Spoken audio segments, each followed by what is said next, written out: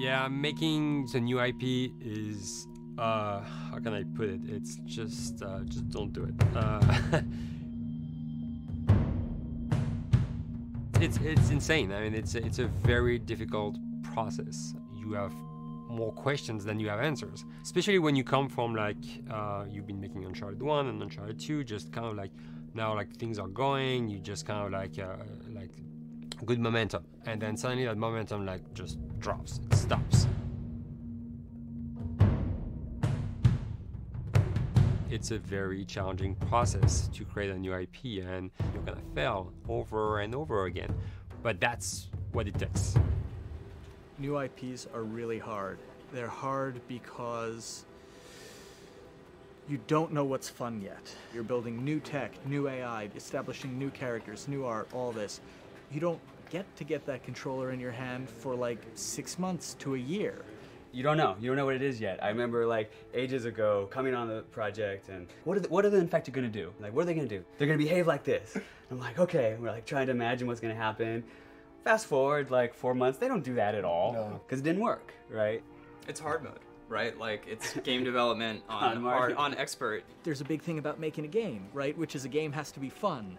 You get your first build where everything's working. You got player mechanics. You can walk around the world. You can shoot. You can melee attack people. You've got the AI in there. They're very intelligent, very difficult, and it's totally not fun because they snuck up behind you and murdered you in a second, and there was no way to figure out what was going on.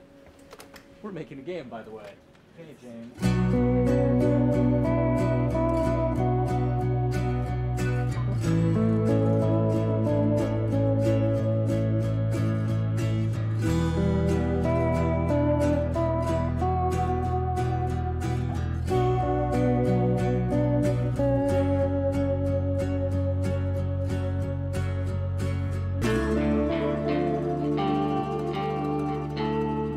The company has grown quite a bit since I started. I think I was the 12th employee or something back when we got started, but we've tried to stay true to those smaller studio roots. I've been here for 16 years. There's just no reason to leave. I just like the environment here. It's very non-corporate. I think the way we work on Naughty Dog is kind of special because we don't really like hierarchy or bureaucracy, and no one is really just a manager here. Naughty Dog has a very flat structure. We pretty much all report to the co-presidents and the game directors. I always tell people when we hire them, just like, my job is going to be able to trust you, and that's what I want. I want just to give you something and you go with it, and I know it's going to get done. We believe in iteration, we believe in collaboration, and we believe in the people making the game working directly with each other.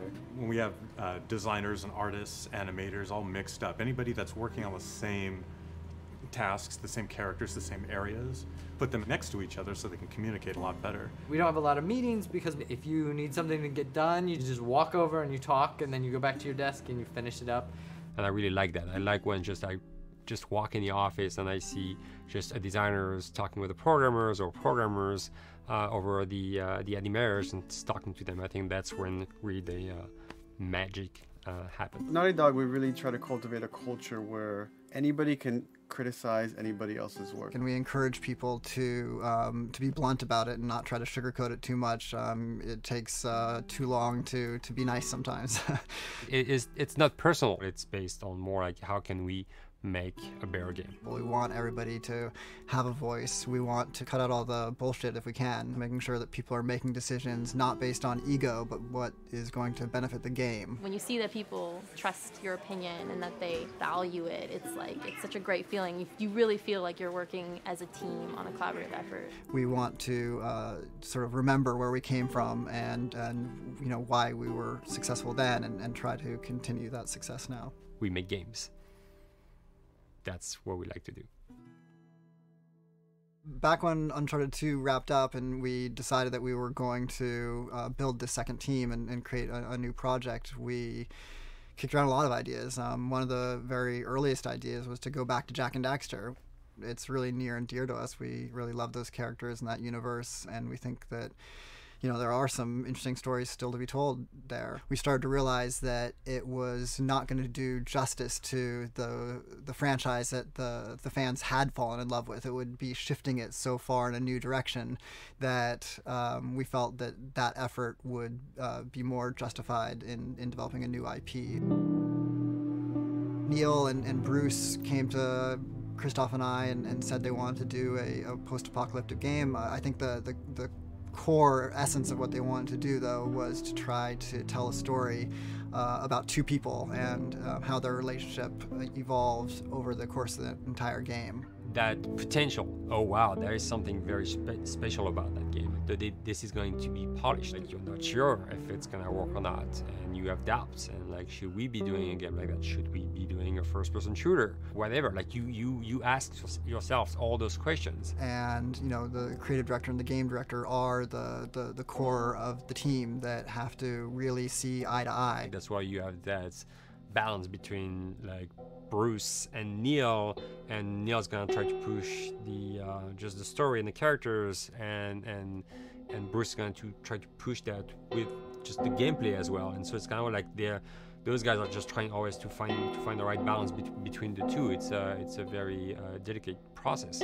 We feel that the interactive medium has an untapped potential to touch the feelings of the player. You have that connectivity, the fact that I'm actually in the world and participating in what's happening on the screen in front of me gives us some sort of advantage to make you feel connected with what's actually happening. At Naughty Dog, that's what we're trying to do, is pair story and gameplay together.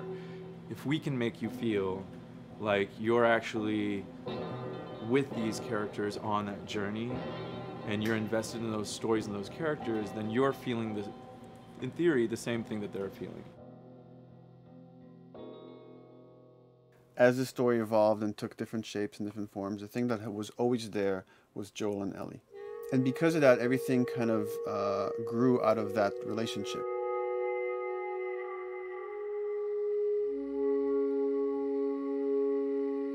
We've seen kind of that role of the anti-hero change, especially over the last 3 to 5 years, to where before it was like, the thick-neck mercenary kind of guy. For this game specifically, for this story, we needed something new.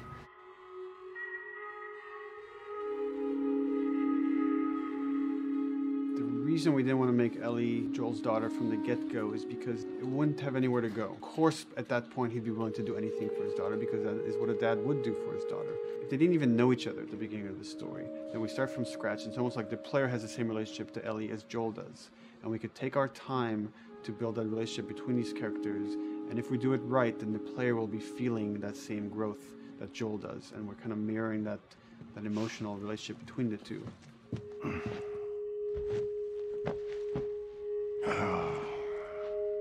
What are you doing? Killing time. Well, what am I supposed to do? I am sure you will figure that out.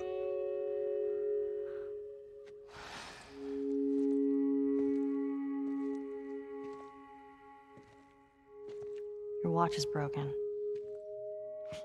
It's exciting that Neil wrote something like this, where he's like, I don't want to make the stereotypical characters. I want to make real people in this crazy situation and these forced to make decisions that are really tough. Like, what would we be like in those situations? I mean, we weren't consciously trying to pick male or female for characters. You just try to pick characters and just be honest with who they are. It almost doesn't matter, right? Joel's daughter could have been Joel's son. Ellie could have been the boy, and Joel might have been Tess. You could have swapped those roles, and I think the story would have still worked. The focus on female strength, it's so unique. You get to see what's so powerful about a woman through all of these female characters, which makes this game wonderful and unique. There's a crew of Fireflies that'll meet you at the Capitol building. That's not exactly close. You're capable. You hand her off, come back, the weapons are yours. Double what Robert sold me. Speaking of which, where are they? Back in our camp. We're not smuggling shit until I see them. I want Joel to watch over her. Whoa, I don't think that's the I'm not best Ellie. idea. With him. How do you know them? I do think having a strong female character, especially like Ellie, is so rare in video games.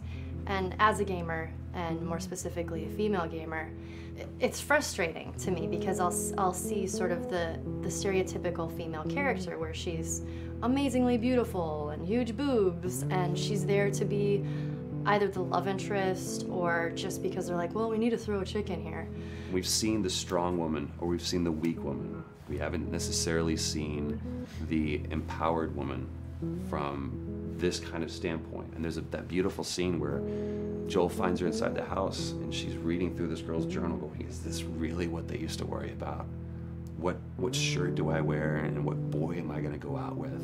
You know, and to be met with those first world problems that we deal with every day and go, how trivial is all of this? I think it's gonna resonate a lot, not just with, you know, a female audience, but with a male audience as well. The thing that was intriguing to me after the fact is knowing that we're kind of creating a female action hero in a way, and this is her origin story with Ellie. To sort of be such a strong female character that is completely normal looking, regular t-shirt and jeans, and she's 14 and she is still a total badass, is really exciting to be a part of that. There's so few non-sexualized women in video games, especially in the main role, that we were kind of proud that we were creating one. It's very complex, and without the players knowing it, she becomes the protagonist by the end of the story. And that's why she's in the front of the box, and that's why we've been promoting the two of them together so much. Who's there? It is a dual protagonist game, and yeah, I guess I get nervous to think about it in that way.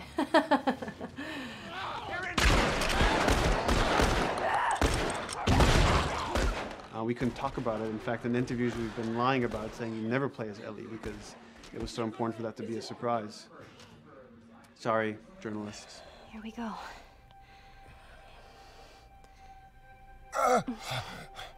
Sorry. Hold on. That's it.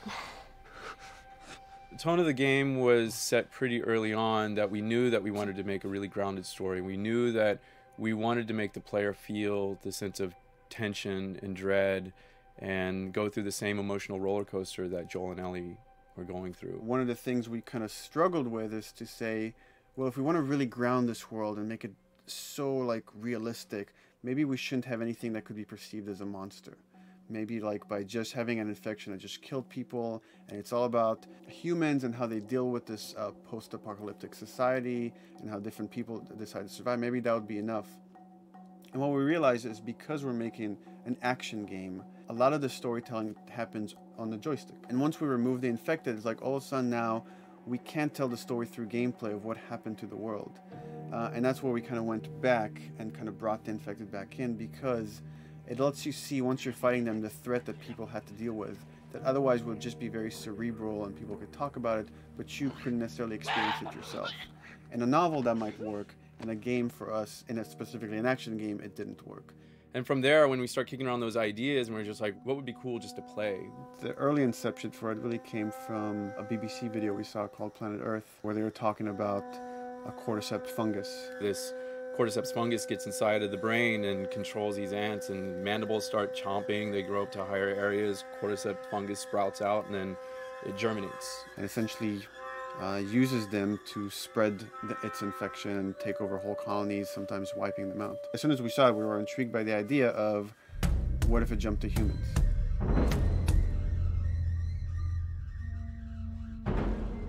So what would happen? How would people react? What would happen to society? As we're trying to develop the look of the infected, we went through so many different iterations, some that looked really alien and subhuman, some that looked just essentially like zombies, and we couldn't find like an original place for them. But one of our artists just did this kind of photo mashup where he took a bunch of images of diseases or images of fungal overgrowth, and he kind of mashed it all together and he threw it on this person. It was a very iterative process, making sure that the fungus felt properly integrated, like it was part of the body, growing out of the body. And not just fungus growing in the head, but it's tearing the face apart, cleft down the middle, this gaping maw of a mouth with the crooked teeth. And it's in great agony as its humanity and its brain is still somewhat functioning. Maybe you still have some human cognitive abilities or thought process back here. This isn't some decaying corpse on the ground. This is a living thing that's going to be coming after you in the world. The fungus is always the focal point. So you can see from a distance, oh, this guy's infected. I can tell straight away. In fungus, they have these beautiful saturated colors, and we really like that conscious of this something so horrific that it's going to like stop at nothing. It's relentless force of death, and yet elements of it are beautiful. It's not just about gore. It's not just about everything about it being scary, because to us it's actually scarier when things on it are somewhat benign or somewhat beautiful. It was evident that we were onto something that was quite a bit different and something that we hadn't really seen before, which was eerily human but very disturbing. And it seemed so creepy and so unique that right away we gravitated towards it, and it's like, this is our base infected. Everything should kind of come out of this look.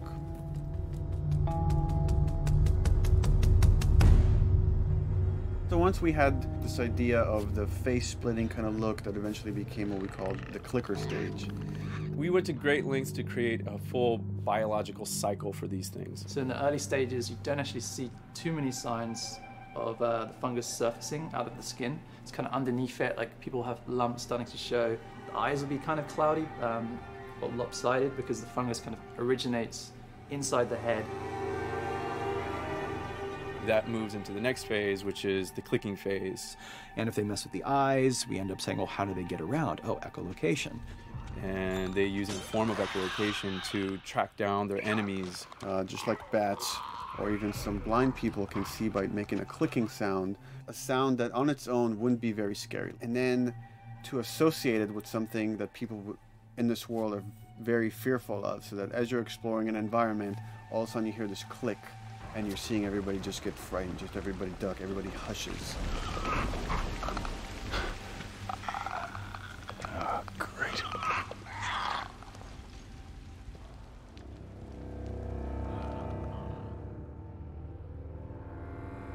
The bloater is the most severe of the stages. So large pieces of the body has been replaced by these kind of fungal plates. The fungus completely takes over the body and blooms. They're kind of covered in things that have been growing on them. Things like moss and like little life on life kind of. What the fuck is that? Goddamn bloater! When an infected feels like it's going to die, it finds like a dark corner and it becomes part of the environment. The human elements aren't there anymore. And then the body is gone. They lay down and sprout and then spew spores. And if people can breathe those spores, they become infected as well. It all had to kind of make sense of how each stage flowed from one to the other. And that's hopefully how we've created a world that you can kind of look through it and understand the science behind it and say, I could buy this, I could get into this.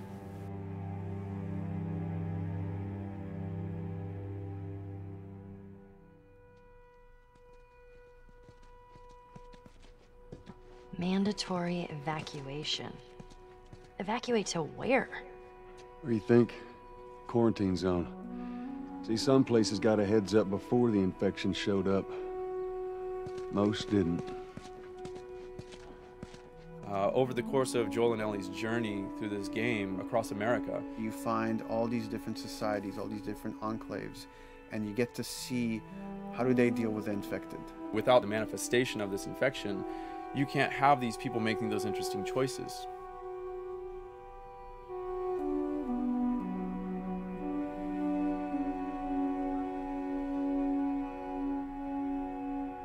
The world we decided was actually its own character, really grounded with a lot of texture. What happens, after 20 years of the fall of man, when no one's taking care of anything? This book called The World Without Us describes in detail how much fighting on a day-to-day basis we have to do to keep nature back. And once you stop doing that, how quickly nature can reclaim that. As they talk about New York and how every day they pump water out of the subway system. That system breaks down. Within 2 days, a whole city is flooded. And once water gets introduced, then structures collapse pretty quickly. Trees will sprout, and wind will carry those seeds over, and gutters get clogged, and then when it rains, water fills up, and then pretty soon you have vegetation growing over there, and once you have vegetation, concrete breaks pretty easily for when there's a tree and roots breaking through that.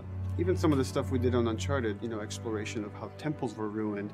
What if you took those ideas and put them in Pittsburgh or Boston? And obviously right when that happened, you can imagine that being pretty terrible to look at. But you think about 20 years later, and with rainwater filling up those sinkholes and then those becoming like little marshes with lily pads in them. We had this wonderful piece of concept art we developed really early on, and there are all of these wild animals that have escaped from a zoo and over the past 20 years have bred, and now they have herds roaming these cities. And that's something that tells you that life goes on and this world is worth saving.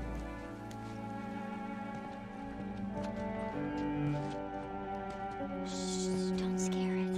I won't. What are you doing? There's something really pretty about nature reclaiming its domain once we are gone. So fucking cool. We have another level of OCD, of the logic goes into some of these environments. Water damage seeps into them, that creates some little moss growing on the floor, or a tree radiates energy from its base, and that over time starts to melt the snow around it. And that's the reason why you'd see those like rings of leaves showing through in the snow. That gives it that extra, you know, believability. This is pitch art. I'll try to start with an idea that conveys sort of the feel of the environment. Something like this, very brushstrokey, very painterly. You can see not a lot of detail, just energy and conveying a mood.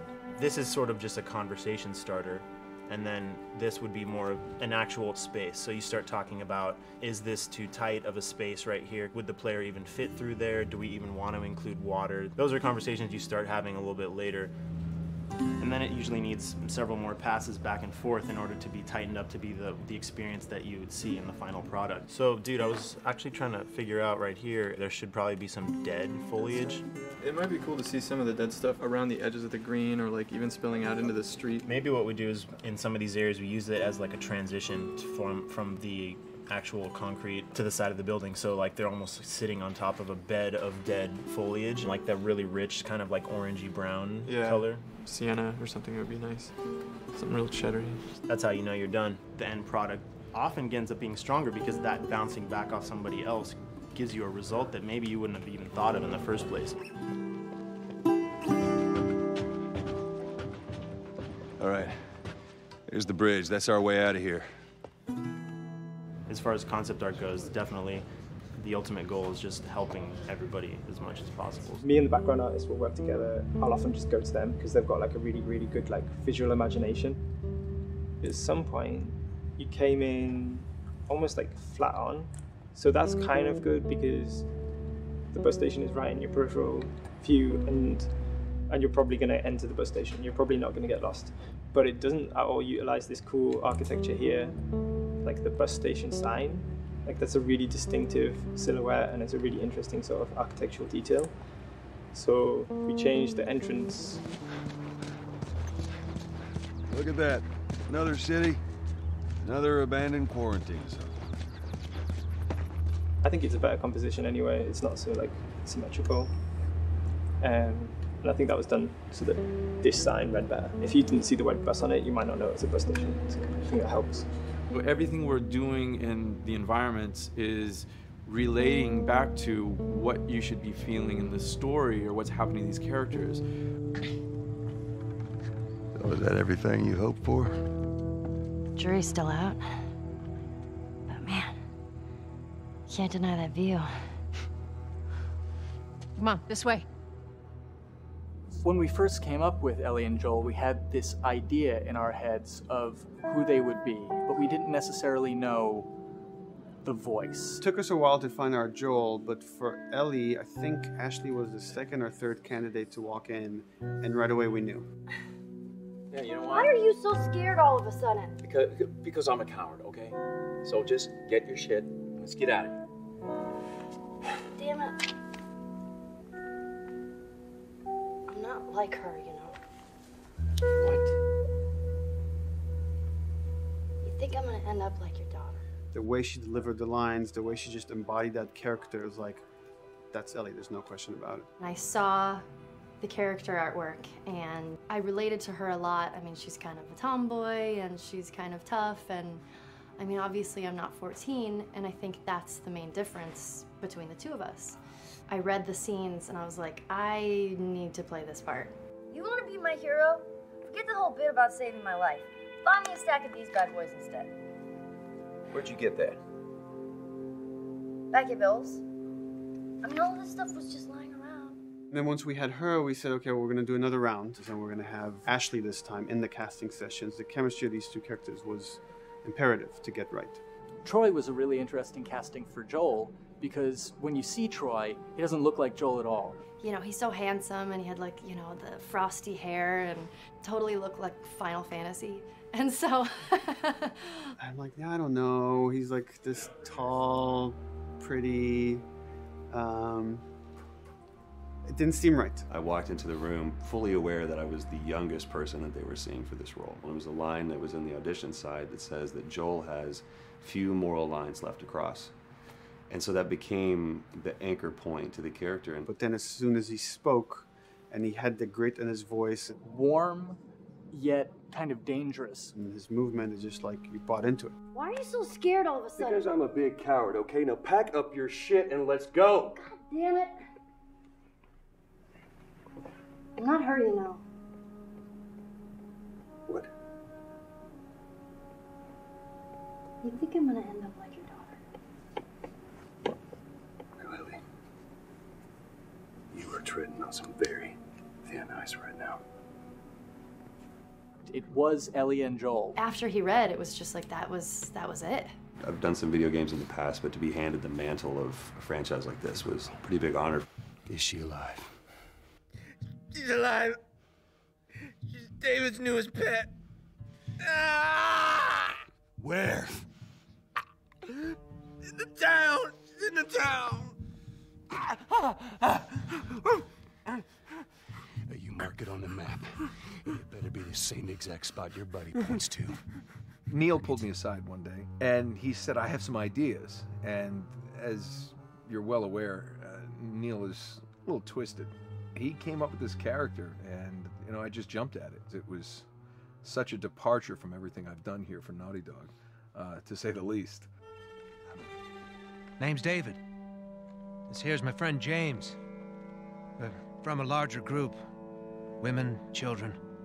We're all very, very hungry. To be able to put on a voice that, you know, hopefully a lot of people won't know, won't notice that it's even me. Because we didn't want it to be Drake.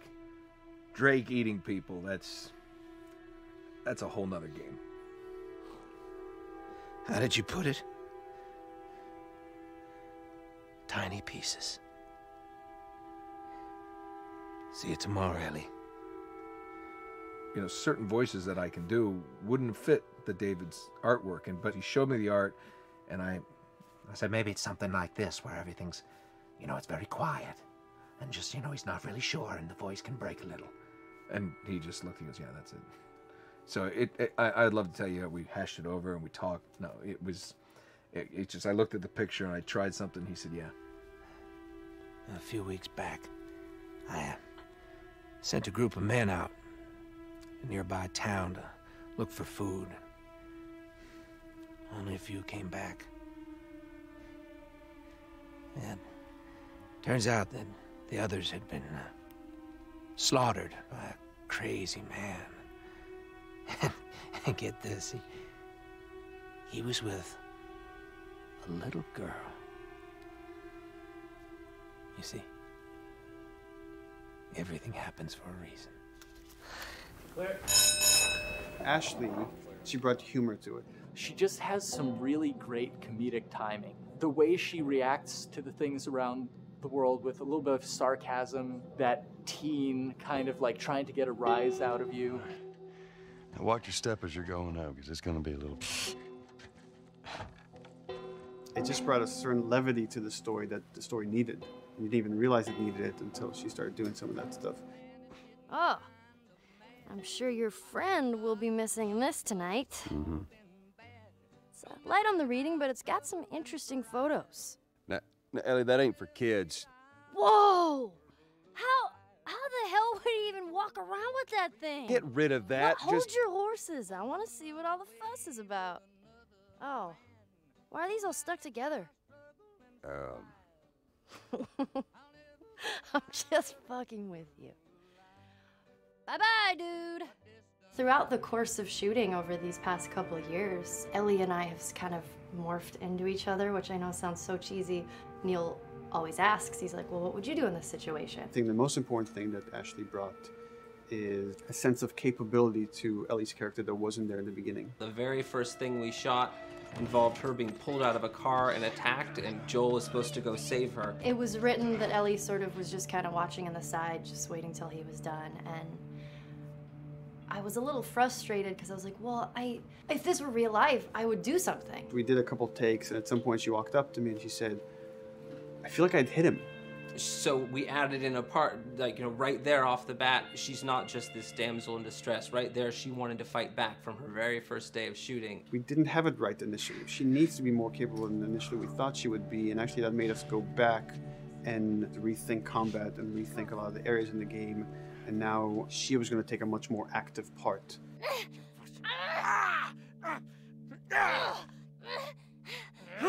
Anything that requires, you know, a lot of body movement, we do with the actors on the mocap stage. And we try as much as possible to use our actual principal actors, use their body motion as well as their voice. We capture it all at once there on the stage. Having the actors perform as well as being recorded at the same time was imperative to get an accurate performance. Because every time you split up the performance in any way, you lose some of that magic where they did a gesture or they delivered the line a certain way.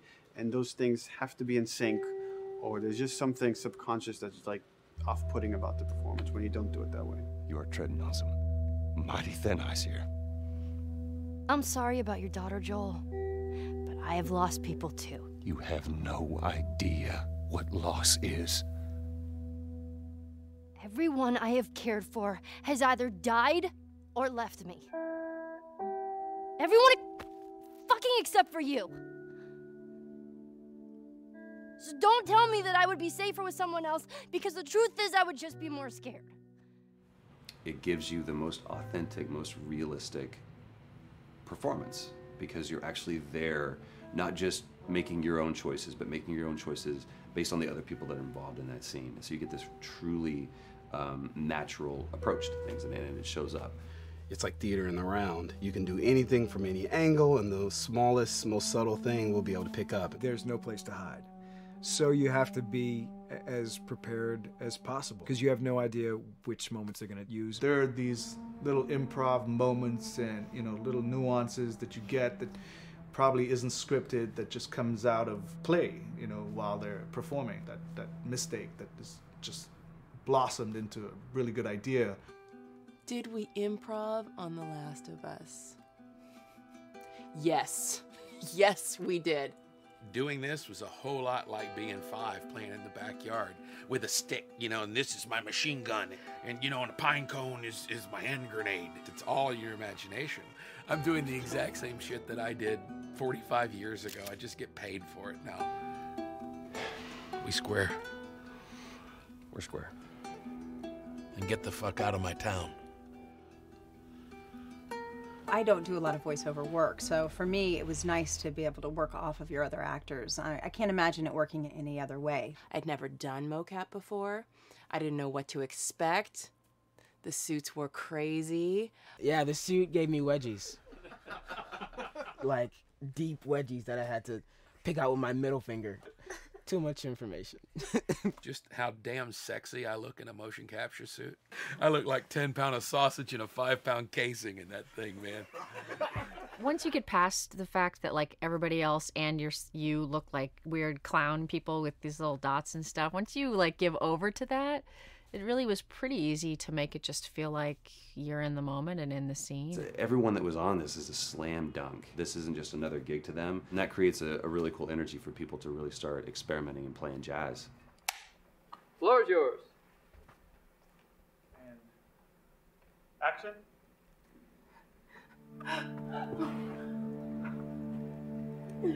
Get the fuck off! Hey! Oh, let her go!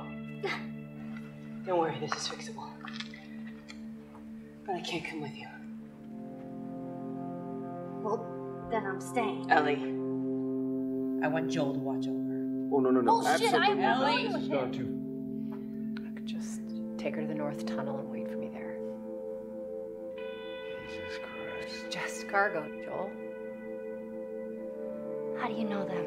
You know, we craft the scene out until it has a good feel, and then we pass it off to animation to clean it up. Real life motions don't necessarily always translate into gameplay. There's something that's usually missing, so we have to, you know, maybe enhance the gesture or enhance the shoulder movements or a breath that you want to be able to feel, but you don't really see it, so you can't really feel it unless you see it.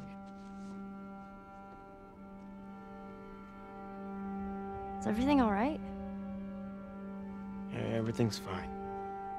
I could have him lean in here a little bit more, like this, take his hand down. When they're on stage, they don't necessarily have windows, you know, so that weight of like really pushing and leaning in, it's something that we would have to accentuate. You know, give him a little bit more weight on that turn, or put his head down a little bit more. There's a lot of dialogue that gets said between the two characters. We have to bring that alive through animation, and we have what we're using as gestures. Why would they mow down all these people? Can't let everyone in.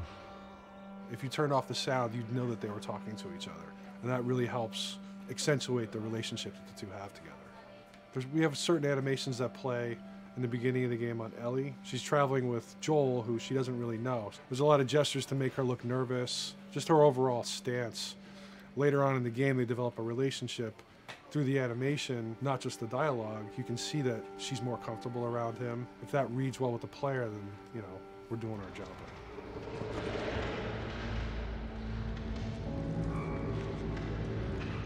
We want her to look scared. When she gets a gun, we want her to look scared of the gun.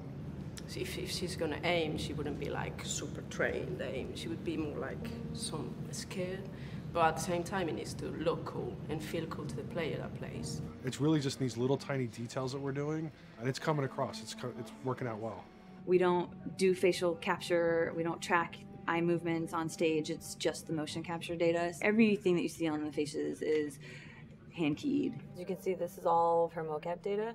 And so when I'm doing something like this, I go back and forth to the performance that she was giving, and I watch just this section over and over and over again. So this is our default face, where I can make everything super extreme and make her all squinty and angry, turn her frown down. I can open her mouth, stick her tongue out. It's listen, watch, okay, where's her mouth at this point? Like, is it open? Is she making like a grimace? About Tess, I don't even know. Here's how this thing's gonna play out. You don't bring up Tess. Ever.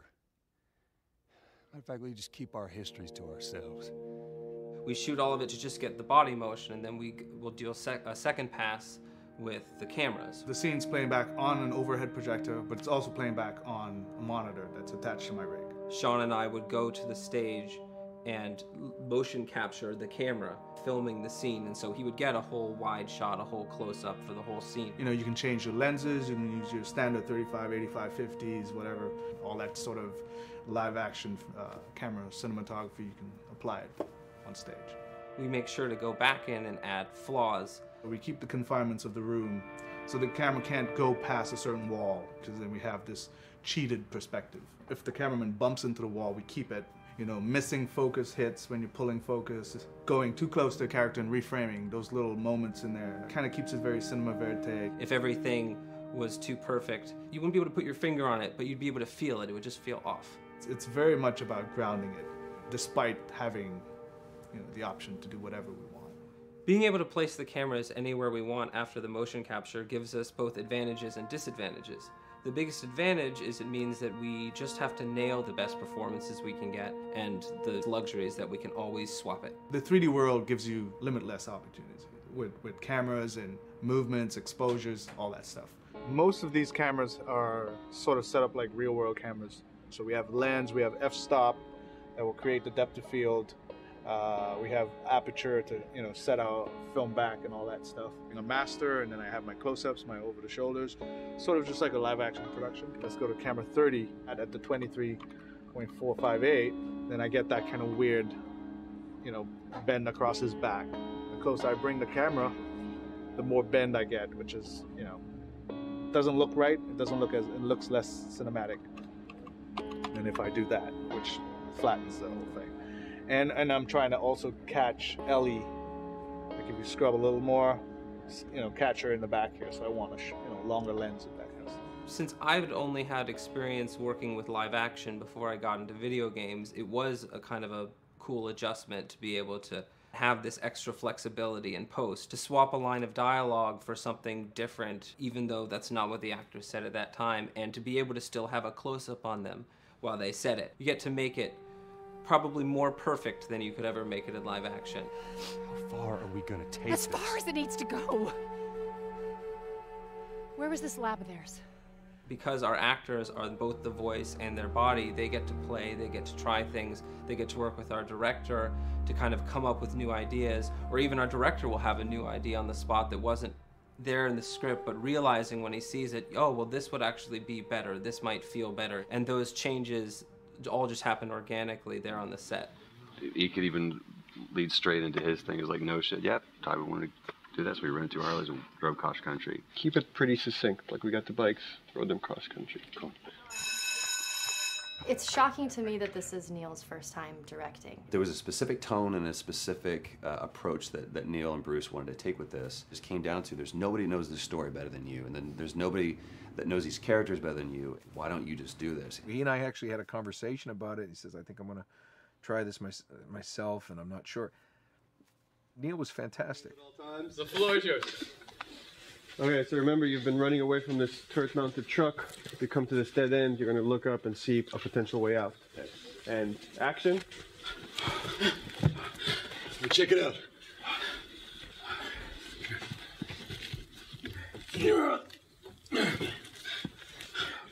I mean, his writing is honest, and it's dangerous, and it's natural. And I love his economy of words. He doesn't hit everything on the nose, so it leaves it open for you to interpret and bring some nuances and things like that. The entire process is collaborative, but really it's led by Neil's willingness to change and flow and decide something doesn't work, you know, fix it right there in the moment. And it is something that's very foreign to the way that TV and film is done now, where everything has been micromanaged by the time you get it to the table read, and no one wants you to change anything, and everything's very precious and has been rewritten with notes from 20 people in suits, and you can't do that just anywhere in entertainment these days.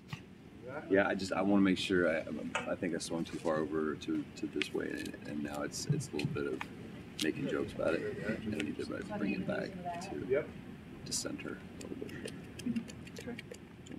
There's one scene in the game where we see Joel not as a ruthless survivor, but as a father. I knew from the very beginning that he was going to lose his daughter, and I just told Neil, I was like, when that day comes for us to shoot that, I need a heads up. About a week before, he said, it's time, we're going to do that scene.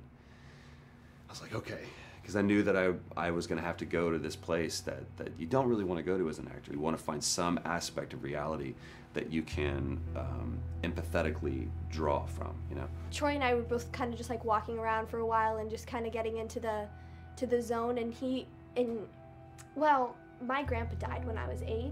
He was like my dad, and so that's always what I use to get into that place. You know, I started recalling all those memories and starting pulling up all those feelings, and they're just right underneath the surface. When I walked back in, everyone realized that something was different. They kind of like calmed down, you know. You could feel the energy just like drop a little bit more. It was brutal. I lose my shit. I mean, just completely break down. Don't do this, please, God, no. Oh, God, no.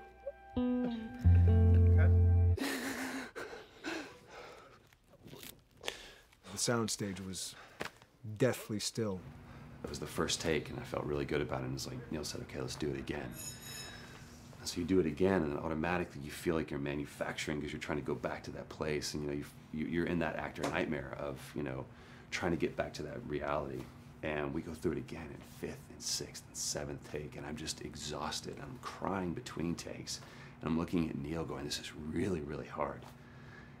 And finally, after like the 8th or 9th take, he said, all right, I think we got it. I was like, oh, thank God.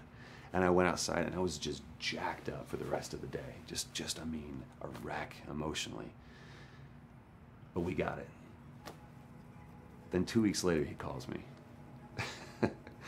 And he says, so we need to reshoot a scene. I'm like, cool, what scene are we doing? And he just looks at me. I said, dude, don't do this to me. And you can either at that moment throw your hands up in the air and say, fuck this, and walk away, or you can say, okay, this is an opportunity to get it more right. I'm like, okay, all right, if you don't think you got it, I'm gonna show you that you got it. We've got it in the can. And so we go through it again, and it just feels fake, feels artificial. And Neil goes, go through it again. We start doing it again, and I'm getting madder and madder with each take. And finally, about the fourth take, Neil comes over to me, and I love him so much. He goes, so I'm picking up on some resistance. I was like, you're damn right you're picking up on some resistance. We've got this in the can already, and we're just wasting our time, and we're wasting all this effort and energy. And then he started talking me through the scene. And he was like, what I need you to do is I need you to just strip yourself of all these ideas, and I need you to hit this beat, and this beat, and this beat, and this beat, which just makes it sound so mechanical, and it's such an emotional scene. So we start going through it, and literally I am mindlessly doing these things at this point. Okay? I know it hurts, baby. I know. So I'm gonna lift you up. I'm gonna lift you up. I'm gonna get you over here. Come on, baby. Come on, work with me, please. God, baby. Sarah. Sarah! Don't do this to me, baby. Don't do this to me, baby. Come on. And he stops, he goes, now we got it. And I realized that the reason why I wanted that first take to work was because I wanted everyone to look at me and go, wow, what an actor. And that's not what the scene needed. Those moments where you just have to sort of calm your ego down and just go back and do your work. That scene actually works, not because of me, but in spite of me. And that really is the marker and definition of working with a truly good director. There are many like it, but this one is yours. Why don't you have a seat?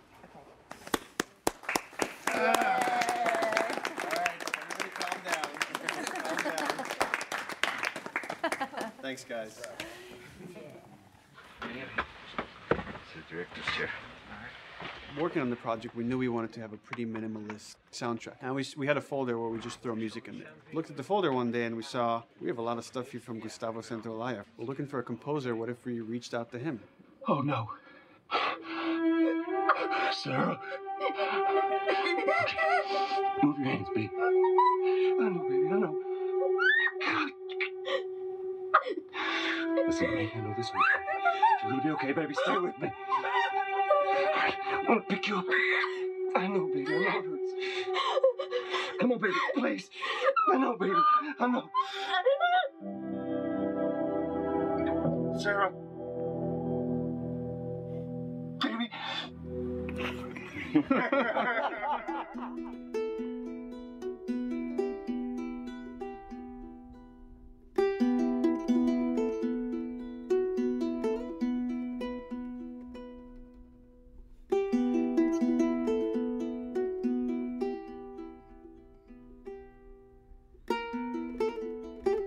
My life has been and still is kind of like a road movie. I grew up in Argentina. I came to the United States in 1978 because we had a horrible political situation in Argentina. We had a military dictatorship where 30,000 people disappeared at the hands of the government and many other more were tortured, and I was blacklisted. It was just impossible for me to keep on living there. I've been in jailed many times since I was probably 15 years old just because I had long hair and I play an electric guitar. So I had to embark on this trip. I can relate to that kind of need of movement and going to the next place and the next place and the next step. I'm always attracted to the possibility of getting involved with a project from the very beginning. I like to work from the script and talking to the director. It's never been, oh, give me a piece like this or give me a music that's this. It's just been very high level. Here's what the story's about. Here are the themes. Go write some stuff. Since I don't know how to really read or write music, the way I produce music is actually recording it. So I like to come early in the projects, and I did in The Last of Us.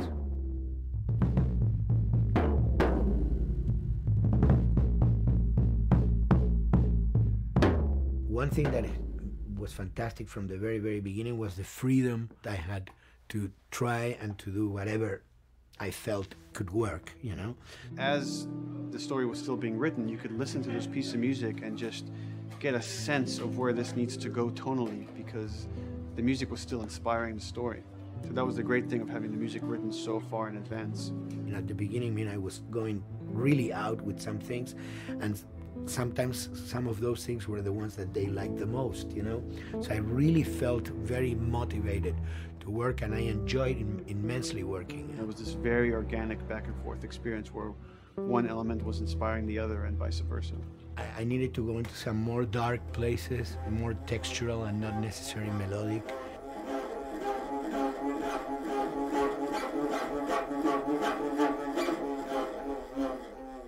I'm always trying to sort of push myself into playing instruments that I don't know how to play. There's an element of danger and innocence.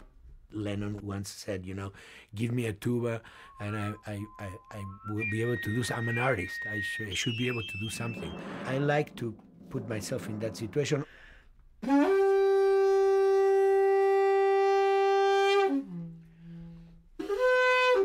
So these are just PVC pipes, the one used, you know, in construction.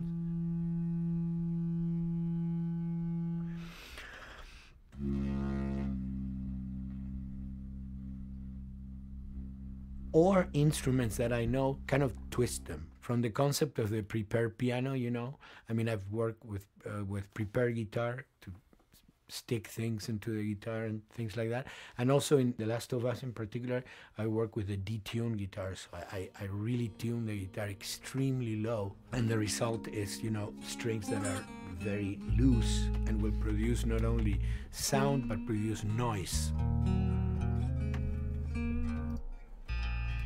Because I believe, you know, every environment has its own sound. We have in our, you know, small studio, we have actually the possibility to record almost anywhere, including the bathroom, and we have done some fabulous recording, especially in the kitchen.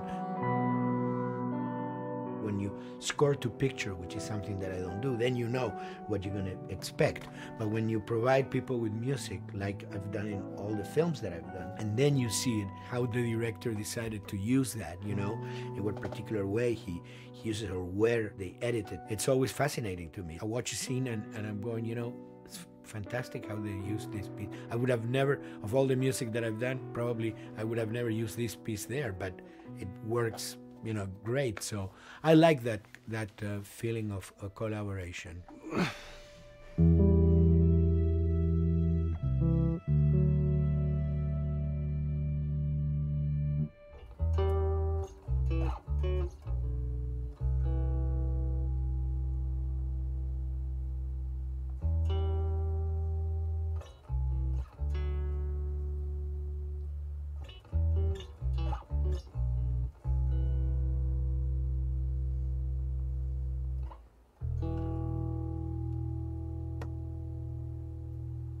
I think, you know, the guys also that work in programming and adapting that music to the game, they should share a lot of the credit for the end result. In the beginning, there was silence. Yes. Then they hired sound designers. Then they regretted that decision.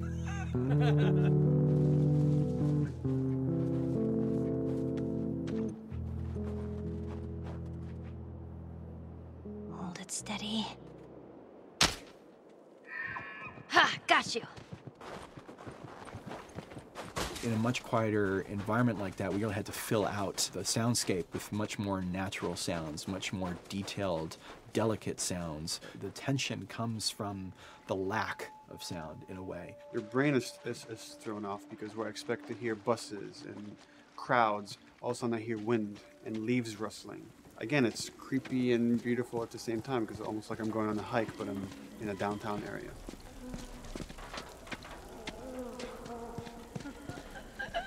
Get up over this crop.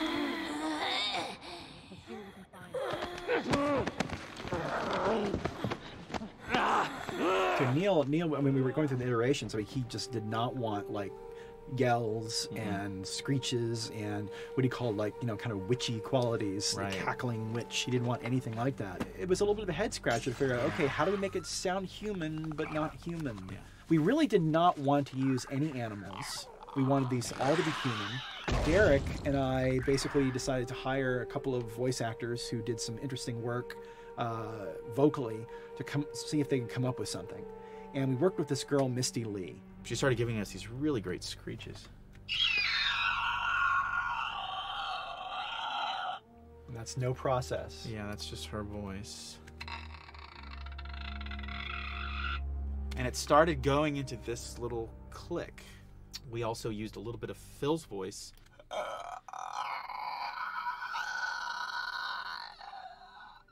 We'd combine that also with an occasional, Derek.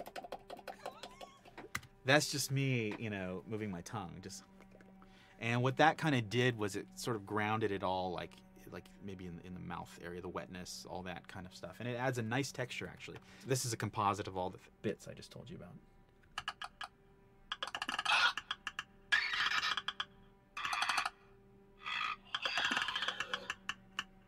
Sounds like a Snapple bottle. Oh, the lid? Like the lid, yeah. Hey, that's a good idea. Fuck, where were you guys like months ago? Why did we think of that? Why did we think of that?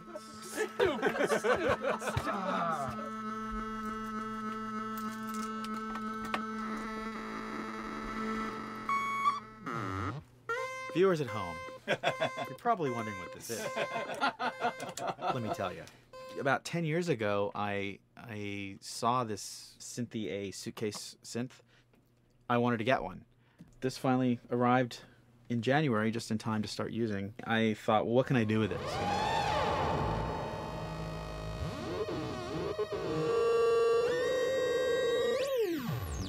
In Lakeside, there's a whiteout that happens, and this thing has a noise generator, which gives really convincing wind sound.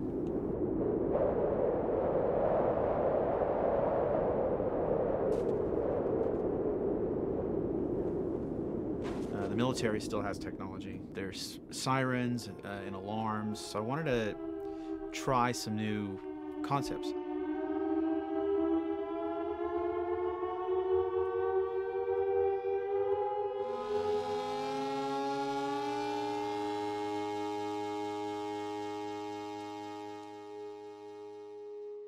Man. What? Nothing, it's just... I've never seen anything like this, that's all. You mean the woods? Yeah. Never walked through the woods. It's kind of cool.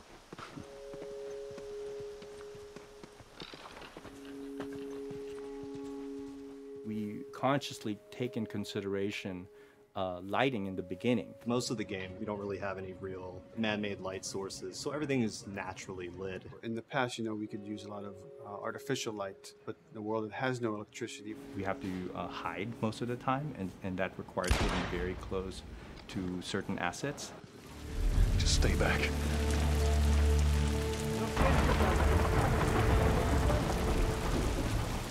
Otherwise, can't. Detail's expensive, and if you build up too much of it, you end up running into technical problems, right? Your engine slows down. When the frame rate goes down, everyone can bring up the profiling tools and see which parts of the frame actually cause the drop of the frame rate.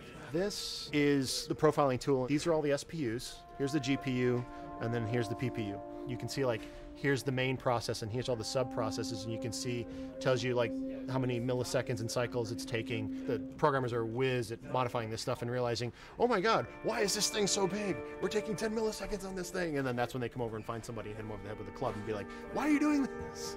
I love, we put the 30 frames per second goal because that's what we shoot for. Someone nicely put the 60 frames per second goal. It's like, yeah, we're not going to hit that. Lighters usually can come up with different lighting setup that still looks great, but is less costly in terms of performance. Did you talk to the character artist about her hand? So her face is getting a lot of spec, but then her arm is just like bone dry. You think something we can tweak in shader? We'll have to send back to character team Michael to take a look. I can play with the lights and see if that's creates more like spec. Yeah. I've never ever focused so much on lighting and how much sensitivity there is to that here. One of the first lighting scenarios I had to do was like 7 a.m., like overcast. And I'd like wake up early and like take photos with my phone. What color are the shadows, what color is the light? It is a master's course unto itself of how to deal with ambient lighting because I've never had to use it so much. Man, this is kind of sad. What is? All this music that's just sitting here. No one's around to listen to it. I don't know. It doesn't seem right. All the characters cast soft shadows onto the environment. Even when there is no direct sunlight or no direct light sources, we still have nice fuzzy shadows. When you're walking down a hallway and you see your soft shadow goes along with you projecting on the wall on the environment, that make everything look real.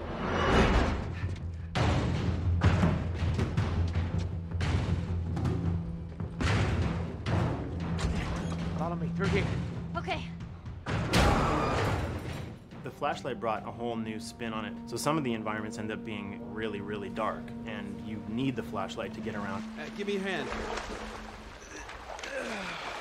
We want to have the environment be really dark, but also at the same time have colorful surfaces that are sort of hidden, so when a flashlight hits one of those, it bounces off onto the ceiling. If you shine a light on a red wall, it will bounce the red lighting on the whole environment. And it's very difficult to do, very expensive, but we did it. Everything should have a bounce lighting, otherwise the world is gonna feel dry and unrealistic.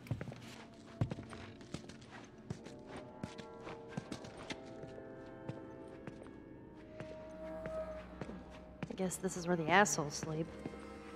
I mean, slept. This engine is really driven in a way towards a very high level of cinematic control over each frame. And hopefully, if we achieve our goal, you'll see it is beautiful. There are these truly beautiful moments amid all this chaos and destruction. Yeah, once we're done with this whole thing, I'm gonna teach you how to play guitar. What do you say, huh? Ellie, come on.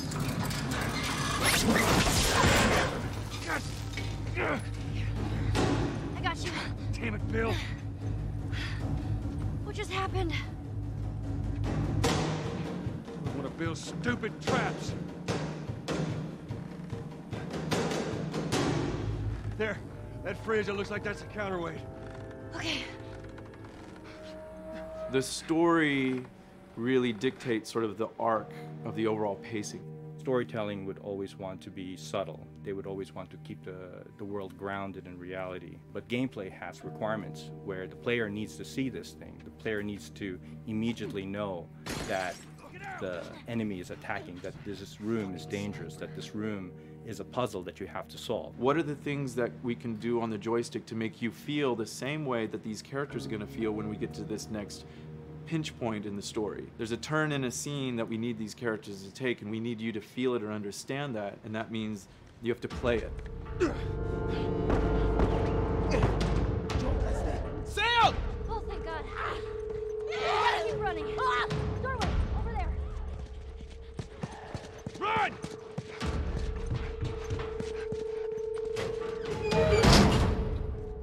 We really want to make sure that there's that contrast between the negative space and then the high tension spikes.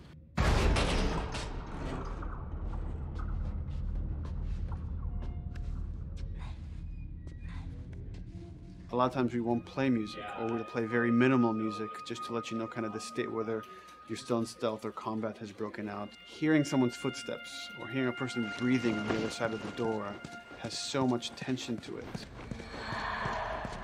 You hear that? Shh, quiet. You feel the tension of the world, make you question whether you want to engage with these guys or kind of try to stealth around them. That's another reason why we don't have traditional cover in the game. You smoothly move around everything, contextualizing with the environment, but you're never locked down.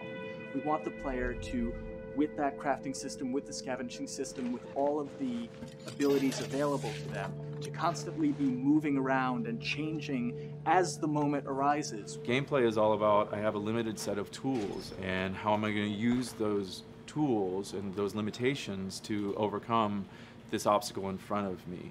And that obstacle might be infected, might be another class of humans that wants to kill me for a bottle of alcohol in my shoes.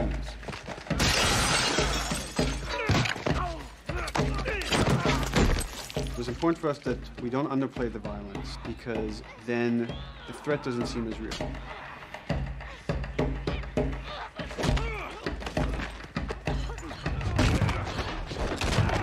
We see video games as this incredible medium to tell stories. We want to treat it as equals to books or comics or TV or movies. This is subject matter that would not be considered out of the ordinary to tell in one of those other forms of entertainment.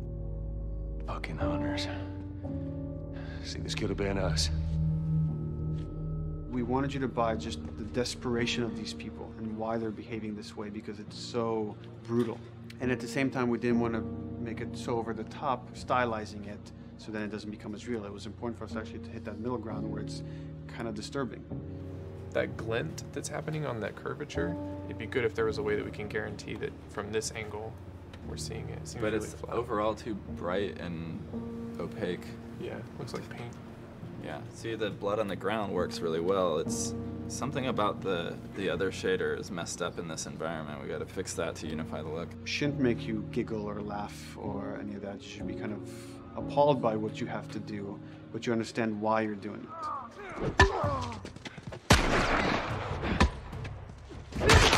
You want to feel each hit. You want to feel each concussive strike. Lives are at stake. You want a death animation to have impactful performance, not just have a guy keel over in a ragdoll. In real life, a guy hitting a guy takes a half a second, but in the game world, you want that to be as instantaneous as possible. I lived my whole life in this very ugly test level. I basically just fight dudes in here all the time. Almost every move is divided between like an intro and a swing. And one of the many things I have to end up doing is like counting frames and being like, okay, on frame 18, I want you to get out of here. I want you to be able to start moving. Every hit reaction that an NPC plays, they are not necessarily in the correct pose. When you strike them the next time, we just pop them with a 0 frame animation change, which is usually kind of a no-no, you know what I mean? Normally you want characters to blend smoothly and realistically into animations. But what we found is that you can cover that pop up with a heavy impact. They can go from almost any pose into the pose that the impact starts from, and your eye just covers up the transition for you. So if you throw a brick at a guy, it puts him in this like kind of staggering stun state. And that changes the moves that you do when you come up and punch him. So now I'm gonna come up and punch him, and now when you're punching him, because you've hit him down, you get this like auto aim moment where you get like a free headshot. I try to make it so that, you know, if you kind of know what you're doing, that you can set yourself up for 1 + 2 = 3. Right here! Memory on a console is a very precious resource. All of Joel's animations with every weapon, all the NPC animations, the stealth kills, you know, all of that stuff happening need to fit within a 4 meg to 5 meg memory footprint. This is a list of everything that's loaded in game and how much memory it's taking, because memory is our most precious resource right now. So we have a level, we call it the bookstore, it's in Hunter City, and this is a zone, for example. So when I set an AI to this zone, he will never leave its boundaries. I want guys to guard this exit where you have to go through, so I'll zone a couple guys around there to make sure that they, you know, they can fight you and use all this cover, but they want to stay around this door. This is another key component of the AI, is what we call the nav mesh. This defines the overall play space of where an AI knows he can or cannot go. Hey look, that's where a cover used to be, and there's a hole cut out for it. I gotta fix that. Here's some other wonderful things. See these little red polygons? Yeah, that means they're not linking right for some reason, so that means they can't really walk through here properly. It's a bug, and I need to fix it. Welcome to my life. Hey!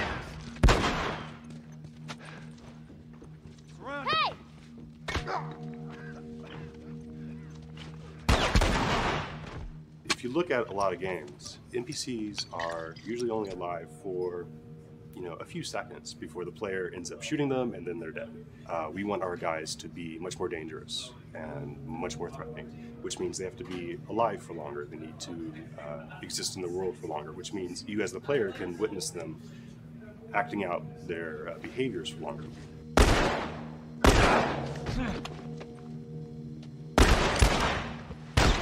So we've been working really hard on our AI systems. Back of the box, biggest bullet is going to be like AI. So we tried a number of different prototypes with the buddies, including having Ellie be super independent of you. She would try to flank the enemies, get behind them, or get between you and them. And a lot of times those decisions should surprise you, just like a real person, a real character would surprise you. And we discovered after many different prototypes, the best thing for her to do generally is to stay very near you. You need the exploration, you need the scavenging, you need something to say like, okay, if we just crank it to 11 the whole time, then it's pinned up there and there's no time to breathe, no time to assess or analyze, and no time to really contrast. There's no way of shifting the pacing.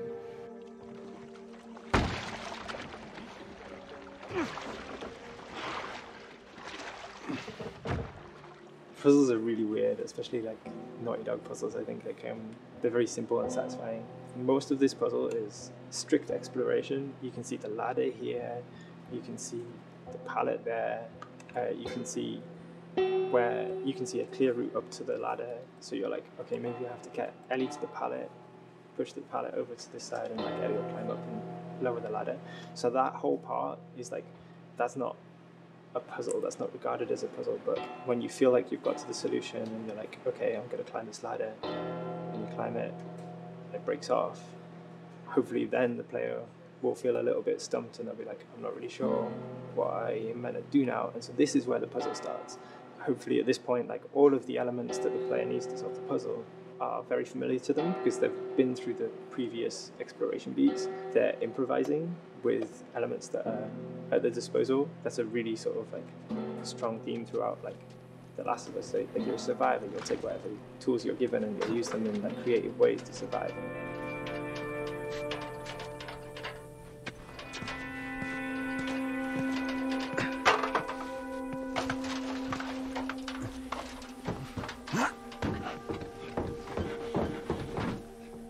We set out to create something kind of new to Naughty Dog, this crafting system. Our lead designer, Jacob Minkoff, he got this book of like the survivalist handbook and homemade munitions and all sorts of funny stuff. Just start reading about, okay, if I was just wandering around in a collapsed society, this world, what stuff that seems like I could find? Alcohol and sugar, you know, if you want to make a smoke bomb. It's difficult to balance the right amount of resources against what you think the player's going to need and making sure that the player feels like they're getting just enough to survive, but not too much that they feel like they're a powerhouse.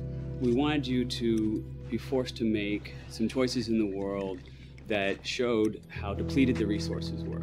So if there's a particular point in the story where the characters are having a particularly difficult time surviving, then we want you as the player to be finding fewer items, farther apart, harder to survive. We will item starve you at the same time that those characters are feeling starved and worn out. Then you expose something to them. Oh, here's a cache, and if I can just get into that cache. Oh, look, there's a wealth of things in here. God, I was so worried. My health was low. If I had run into a combat, because it's always that thing in your head, it's that Hitchcockian thing about the danger that you see is less meaningful than the danger that's in your head.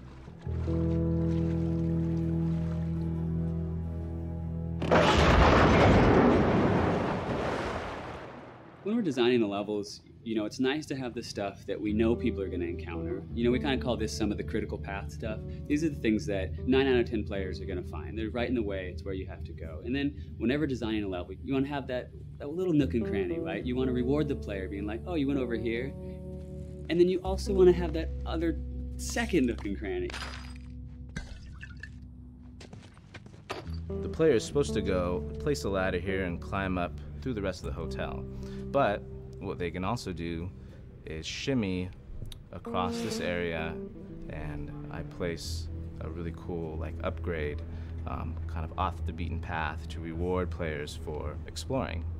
So if they come all the way over here, they're gonna get this really cool training manual. It's a funny little bit of trivia. The HUD system, not the menus, not like when you hit start and stuff, but the actual HUD system where you see the reticles and stuff, it was literally created for an E3 demo early in Uncharted 1, and that's been our HUD system, the foundation of our HUD system for the last 4 games. First time in Naughty Dog's history, we hired Alex.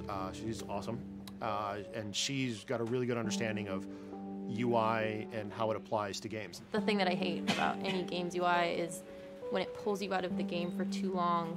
No one wants to spend time in menus.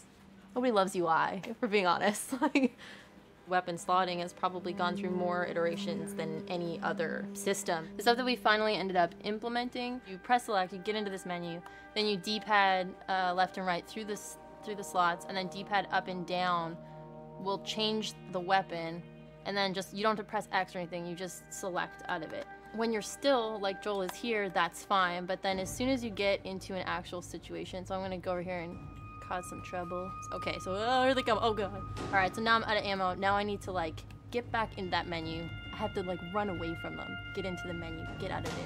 And it ends up feeling like super clunky. Like again, okay, I'm out of ammo again. Get out of here. I need to take out one of my other long guns. And now Bill's in trouble. Bill's in trouble over here. And I've got to like I'm in a menu now and it's like, oh shit, whoever designed this UI is so bad. Like, what were they thinking? Bill's gonna die.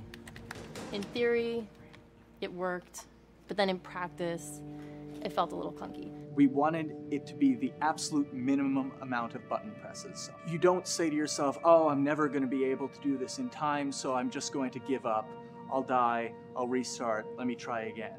You want to always make the player feel that there is a way to survive. They can just do this fast enough. And like what's going to go in now, if you just left, right, D-pad through this stuff, you swap out your guns, like between long gun and short gun. If you're now on this gun and you were to hold X to pick your gun. So it all happens within the same system that you're using to slot the weapons. The first iteration that I did on that was awful. It just took way too long to get in. It was just a mess. QA was so upset at me like all the time. I'm sure they hate me now because of that system.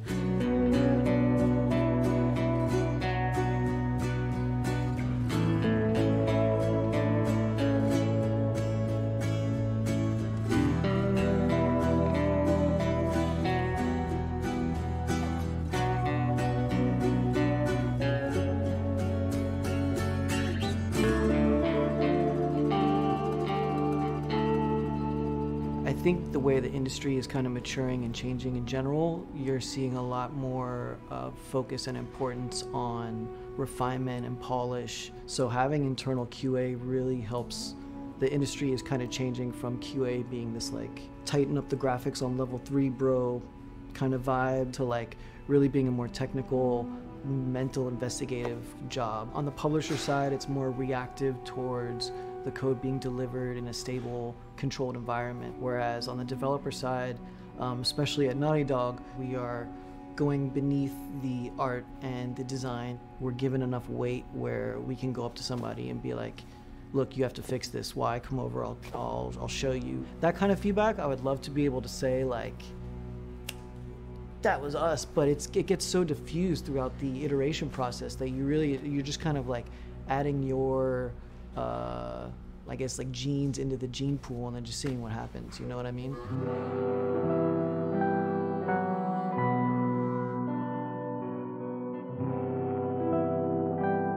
Everyone's working all the time now.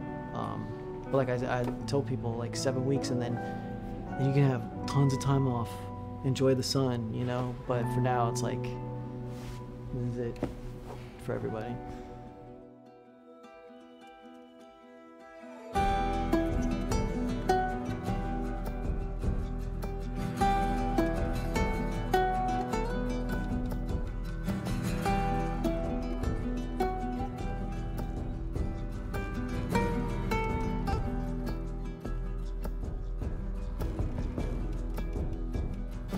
Crunching has been is part of making games. I feel it's human nature, right? If I'm gonna have a guest at home that's gonna come for a couple of weeks, I'm probably gonna clean their room just the day before they arrive, right? And I think it's the same thing. It's just like everything comes together at the end. I personally enjoy crunch. I think you get this like absolute laser focus because it has to come together. There's a camaraderie that also comes There's a together. camaraderie, totally, yeah. The vibe is everywhere, you know what I mean? Everyone's kind of like giving it 150% at this point. We're getting there, right? You start to get these glimmers, and I don't think anyone who doesn't make games realizes how late in the process you get those glimmers. 1 week before we shipped that press demo, we're all like, this kind of sucks. What's going on here? It's like, we need to dig down and find this. And in 1 week, like 1 week, the fun came together. Like you're shooting at a guy and then somebody flanks you and you hit him and you avoid the other guy who's shooting you and then you flank and go behind cover and you're like, oh, that 5 seconds in that 15-hour game was really, really fun. How do we make that 5 seconds happen thousands more times? My favorite video game is making video games. It is as challenging and as complex and as interesting. We had to like try all the things that didn't work. What's hard about Crunch? It's like marching through that swamp of it not working. I mean, nothing's ever really final because you can always make something better, always. So we're constantly changing and constantly reiterating and trying to make it better and better and better pretty much until we ship. As an artist, you're never really happy with your work. You could be given like 100 years to work on something, you'll still find things to nitpick and things to fix. Yeah, you can work on the game for 10 years and you'll still be crunching at the end. So it's like, okay. All of a sudden, it's like getting ready one morning in the shower, and I was just like, oh yeah, I'm about to ship another title, and this is going to be a really good title, and it gets you excited, and you're like, all right.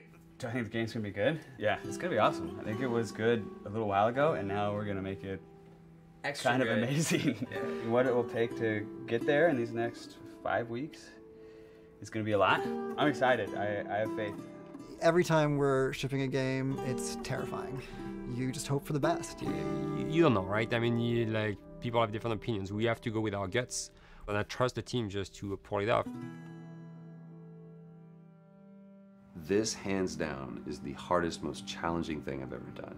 We sweat a lot, and we worked a lot, and we all went home tired, you know? But I think that's what's, you're gonna see that on the screen. I think that's gonna pay off. Ellie. Ellie. What? The ladder. Come on. Right. After David, Ellie's visibly distant. You could have done a cutscene to show, hey, you're being very distant, and she's not responding, but to also do that in gameplay, to where it's something that you've done just countless times throughout the game with, you know, let me boost you up here, get the ladder, bring it down so we can do this systemic thing, and the character responds with that, and you have to actually go over to her and go, hey, come on, the ladder, we've done this, let's do this. It's a subtle choice. Like Bruce and I talked in the beginning, is like, we have these mechanics, how can we exploit them in a narrative sense? And that's one of those opportunities. I just think it's incredible that that happens in-game. It's not a cinematic, you know, it's something that adds weight to that controller when they're playing. Wow, so good! Let's go eat. Let's go eat.